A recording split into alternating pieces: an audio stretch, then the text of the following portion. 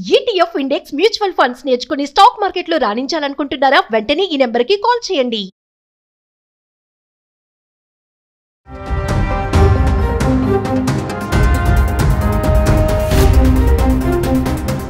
నమస్తే, welcome back to Suman TV. Present మనతో పాటు ఉన్నారు అనలిస్ట్ మందర్ కృష్ణారెడ్డి గారు. నమస్తే సార్. నమస్తే అమ్మా. సార్, మనం ట్రంప్ గురించి చాలా వీడియోలో మాట్లాడుకున్నాం, వీసాల గురించి కానీ, H1B, F1 వీసా, OPT దాని మీద కూడా. అంటే నాకు ఈరోజు I-140 గురించి ఒక్కసారి మన ఇండియన్ స్టూడెంట్సే కానీ పేరెంట్సే కానీ I-140 గురించి ఏం తెలుసుకోవాలి, దాని యొక్క బెనిఫిట్స్ ఏంటి అంటే? సహజంగా వర్క్ పర్మిట్స్లో రకరకాలైన 40 రకాల దాదాపు వర్క్ పర్మిట్స్ ఉన్నాయి. దాంట్లో ఇది ఒక భాగం అనుకోవాలి. I-140 అనేటువంటిది ఎప్పుడు వస్తుంది అంటే, ఏదైనా ఒక కంపెనీ లోపల ఒక ఉద్యోగాన్ని H1B వీసా కింద 3 years వరకు వాళ్ళు చేయడానికి అవకాశం. తర్వాత మరొక 3 ఏళ్ళు పొడిగించుకోవడానికి.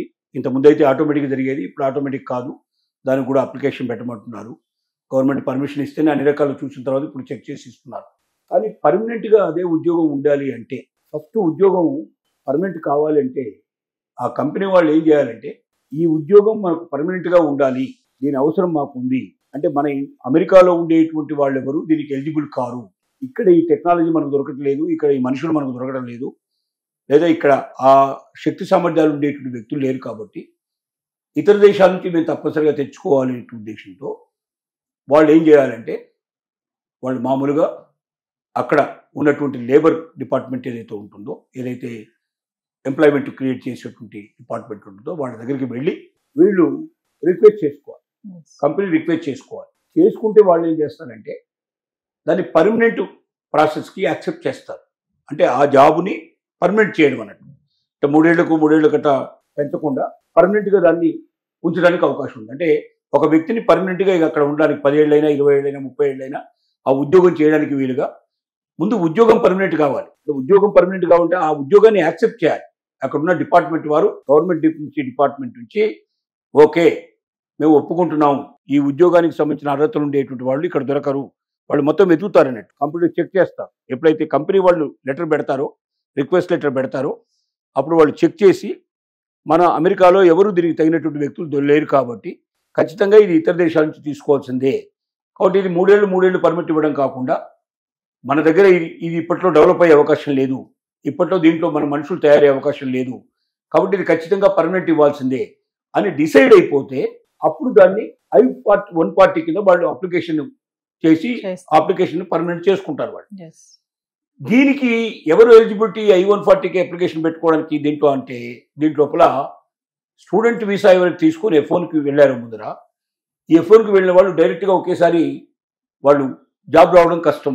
వాళ్ళు మధ్యలో ఏదైనా చిన్న పనులు చేసుకొని కంప్లీట్ చేసుకున్న తర్వాత వాళ్ళు ఒక పర్మనెంట్ ప్రాసెస్లోకి వచ్చినప్పుడు I-140 కింద వాళ్ళు దరఖాస్తు చేసుకోవాలి. అంటే ఒక పర్మనెంట్ ఉద్యోగానికి వాళ్ళు దరఖాస్తు చేసుకోవడానికి వాళ్ళు ప్రయత్నం చేస్తారు.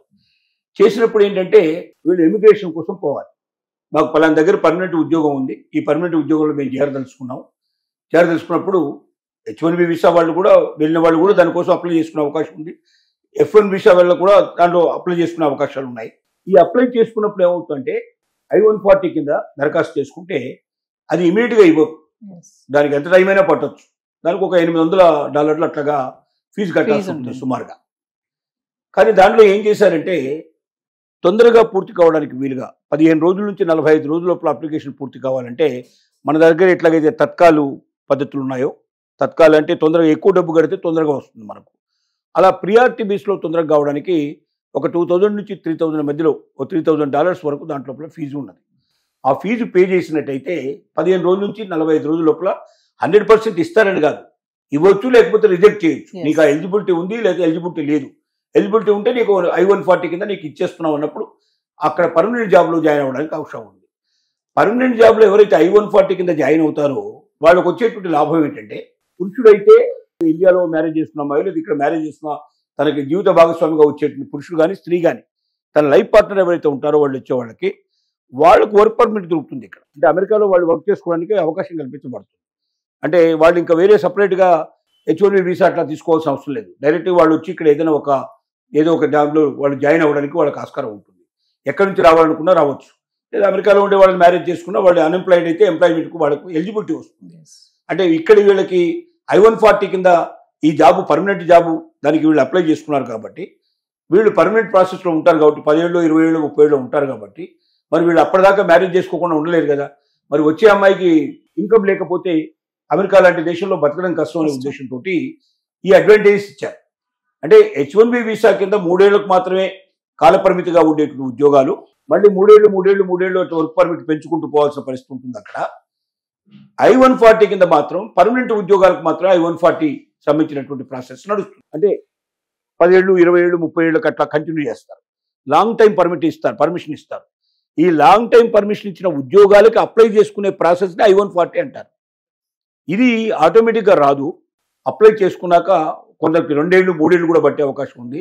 ఎవరైతే తొందరగా కావాలనుకుంటారో తొందరగా దాని సంగతి తేలాలనుకుంటారో అలాంటి వాళ్ళు అడిషనల్ ఫీజు కట్టేసి ఎక్స్ట్రా డబ్బు కట్టి వాళ్ళు ఆ ప్రియారిటీ బేస్ లోపల వాళ్ళు అప్లై చేసుకున్నట్టయితే అప్లికేషన్ పెట్టుకుంటే వాళ్ళకి 15 రోజుల నుంచి 45 రోజుల లోపల శాంక్షన్ లేదా రిజెక్ట్ అయితే ఎందుకు రిజెక్ట్ అయిందో చెప్తారు. శాంక్షన్ అయితే ఇబ్బంది కలిగే పరిస్థితి లేదు. కాబట్టి దీన్ని ఒక అవకాశంగా భావించి I-140 కింద ఉండే ఉద్యోగాలు ఎక్కడ ఉన్నాయో ఎక్కువగా సెర్చ్ చేయడం జరుగుతుంది. ముఖ్యంగా అక్కడ ఉన్న స్టూడెంట్స్ దీనికోసం ఎక్కువ ప్రయత్నం చేస్తారు.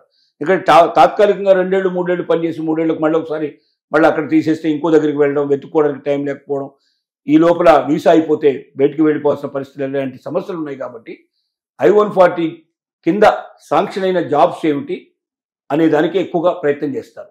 అలాంటి పర్మనెంట్ జాబ్స్ కోసం ఎక్కువ మంది కృషి చేస్తారు. అది I-140 అంటే దాని అర్థం మెయిన్గా. Thank you.